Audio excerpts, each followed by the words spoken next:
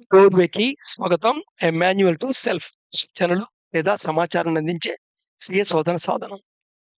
So, 4 ప్రధానమైన యోగ మార్గాలు ఏవైతే ఉన్నాయో అదే హఠయోగ, భక్తి యోగ, జ్ఞాన యోగ, కర్మయోగ.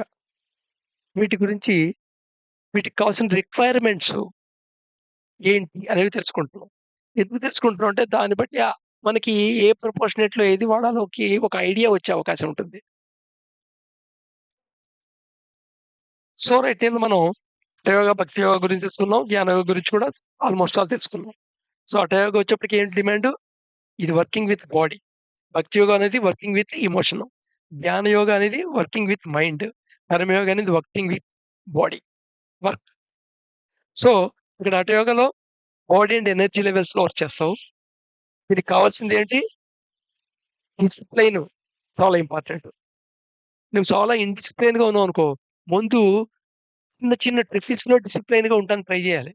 అది ఇంప్రూవ్ చేసుకోవాలి. అప్పుడు హఠయోగ నేర్చుకోవటానికి స్టార్ట్ చేయాలి. అలాగే ఎండ్యూరెన్స్ ఇంపార్టెంట్.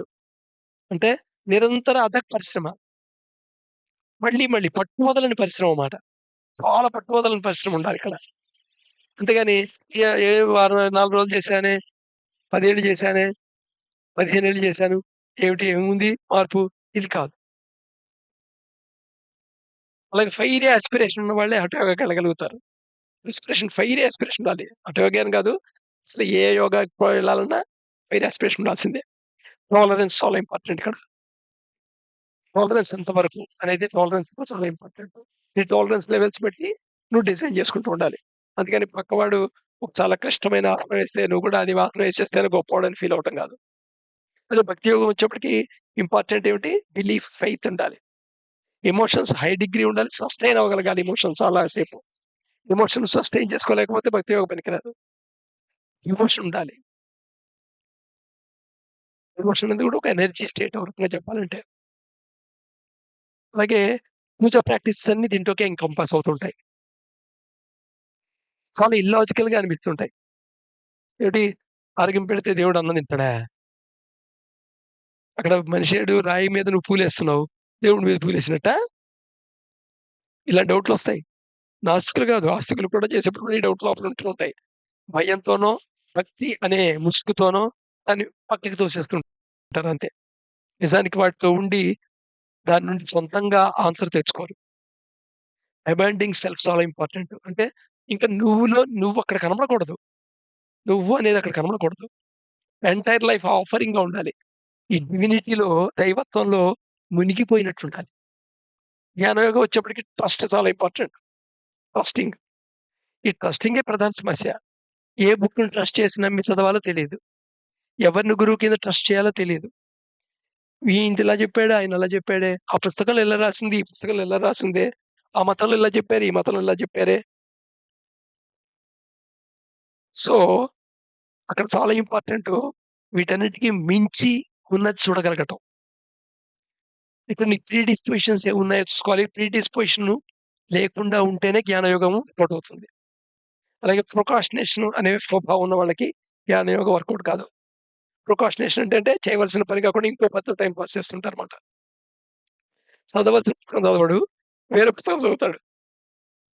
ఫిక్షన్ నవల, డిటెక్టివ్ నవల చదివేస్తే జ్ఞానయోగం అంటామా? అలాగా.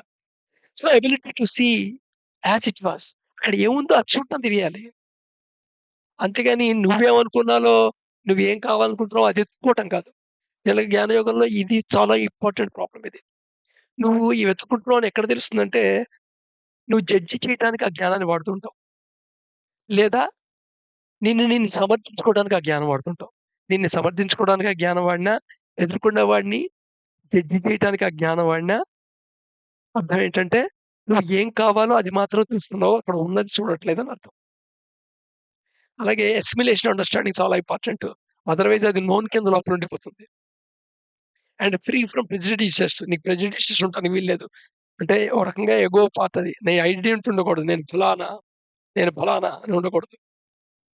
అవి లేకుండా ఉంటేనే ఇగ్నోరెన్స్ అవ్వగలుగుతావు. ఇగ్నోరెన్స్ నుండి నువ్వు ఫ్రీ అవ్వగలుగుతావు.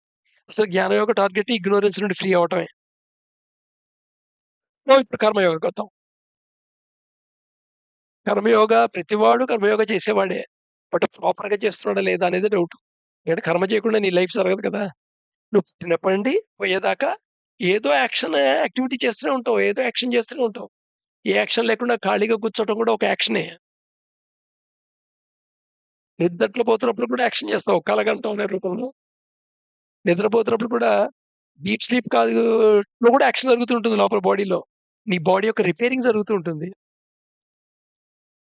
ఓ మాదిరి కలలు లేని నిద్ర ఉంటుందే, ఇప్పుడు రీ అలోకేషన్ ఆఫ్ ఎనర్జీ లెవెల్స్ జరుగుతూ ఉంటాయి లోపల. మెమరీ స్పిండిలింగ్ జరుగుతూ ఉంటుంది. ఇది కూడా యాక్చువల్‌గా కర్మే. సో, కర్మ నిరంతరం చేస్తాం. ఒక డీప్ స్లీప్‌లో ఇక్కడ కూడా ఒక రకమైన కర్మ అది. To be near to the yours real self. నీ రియల్ సెల్ఫ్ ఏదైతే ఉందో డివైన్ ఫ్రాగ్మెంట్ దాని దగ్గరగా ఉంటావు ఆ టైంలో.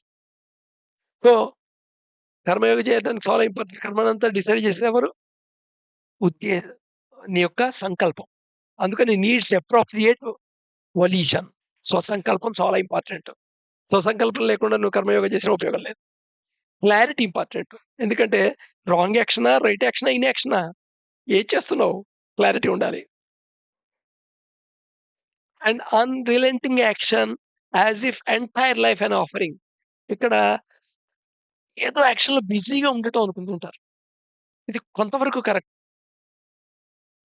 అన్‌రిలెంటింగ్ action as if entire life అంతా ఒక ఆఫరింగ్‌లో ఉండాలి. ఎలాగైతే నీ ఎమోషన్ మొత్తం స్టేట్‌ని దేవుడికి ఆఫరింగ్ చేసి భక్తి యోగాలో ఉన్నావో, అలాగే కర్మయోగంలో ఉన్నప్పుడు కంప్లీట్ నీ యొక్క లైఫ్ మొత్తాన్ని ఆఫరింగ్‌లో ఉండాలి. యాక్షన్ పార్ట్‌లో. నీ కర్తృత్వ భావం ఉండకూడదనమాట. నీ సొంతంగా నేను చేశాను అనే భావం ఉండకూడదని. కర్తృత్వ భావం ఉండకూడదు. నేను చేశాను అనేది ఉండదు. నా ద్వారా ఈ పని జరిగింది. Right. Next not simple social service. చిలక కర్మయోగం అనంగానే సోషల్ సర్వీస్ చేయటం, దానం చేయటం అనుకుంటారు. వాలంటరీ సర్వీస్ చేయటం, ఆశ్రమంకెళ్ళి అనుకుంటారు. ఇది భాగమే. కానీ అక్కడ కూడా వాల్యుయేషనే important. Not the content of life that matters. ఇక్కడ కంటెంట్ ఆఫ్ లైఫ్ కాదు important. It is the context of life that does.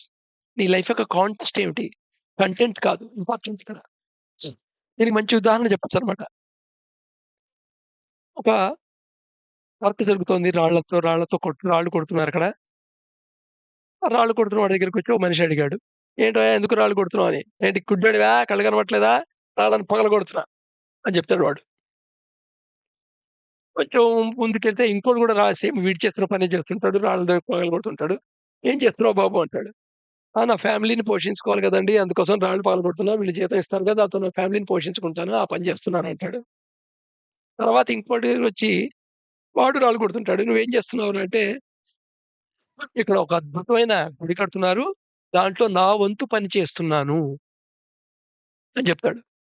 So, ఇక్కడ content of life, context of లైఫ్‌కి మంచి ఎగ్జాంపుల్ ఈ స్టోరీది. ఇది ఉపనిషత్తుల్లో కథ అనుకోండి ఇది.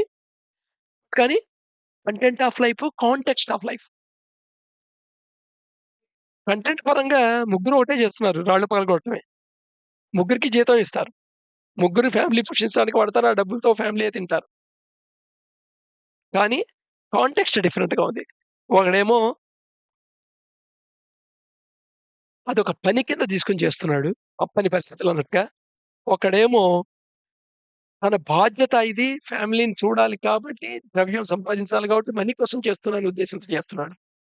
ఒకడేమో జీతం ఏమి వదిలేయట్లే వాడు. జీతం తీసుకుంటాడు వాడు గూడా. కానీ లోపల వాడి యొక్క కాంటెస్ట్ ఆఫ్ డూయింగ్ వర్క్ ఏముంది? ఒక పెద్ద పనిలో, ఒక మహోన్నతమైన పనిలో నేనొక చిన్న అంతర్భాగం కింద ఉన్నాను అనేదుంది. సో, వీడు ఎక్కువ తృప్తిగా ఉంటాడు. వీడికి కర్మ తక్కువుంటుంది. మిగతా ఇద్దరికి కర్మ డిగ్రీ ఎక్కువుంటుంది. చెడు మంచి, చెడు చెప్పట్లా. సో, కంటెంట్‌లో కాంటెక్స్ట్ ఈస్ మోర్ ఇంపార్టెంట్ ఒక లైఫ్‌లో. ఒక పని చేస్తున్నప్పుడు what is your context important. What is your content కాదు ఇంపార్టెంట్. అందరూ కంటెంట్‌నే బట్టి వాడి కాంటెస్ట్‌ని ఎక్స్‌ప్రెస్ చేయడానికి ట్రై చేస్తుంటారు. కాంటెస్ట్ మనకు తెలుసు. అది నీ సంకల్పం మీద, నీ ఇంటెంట్ మీద ఆధారపడుతూ ఉంటుంది. Next not interrupted interpreted as a duty doing duty. ఏదో డ్యూటీ చేస్తున్నాను కాదు. ఇది నేను ఈ సమాజంలో ఈ పాత్రని పోషిస్తున్నాను. కాబట్టి ఈ డ్యూటీ చేయాలి. భర్తగా నా డ్యూటీ ఇది. భార్యగా నా డ్యూటీ ఇది. కొడుకుగా నా డ్యూటీ ఇది. కాబట్టి ఈ దేశంలో పౌరుడిగా నా డ్యూటీ ఇది. అనే డ్యూటీ పరంగా చేసేది ఈ కర్మయోగంలోకి రాదు. డ్యూటీ అనేది ఒక రకంగా ఫోర్స్డ్ కండిషన్ మాట అది. ఒక వ్యవస్థ రన్ అవ్వటం కోసమని కొన్ని ఫంక్షన్స్‌ని అలోకేట్ చేసింది. ఫంక్షన్ అలోకేట్ చేసింది. వాడు అలోకేట్ చేసిన అది డ్యూటీ అని నువ్వనుకుంటే నువ్వు అలోకేట్ చేసుకొని నువ్వు నీ సొంతంగా చేస్తున్న పని కింద నువ్వు ఫీల్ అవుతావు.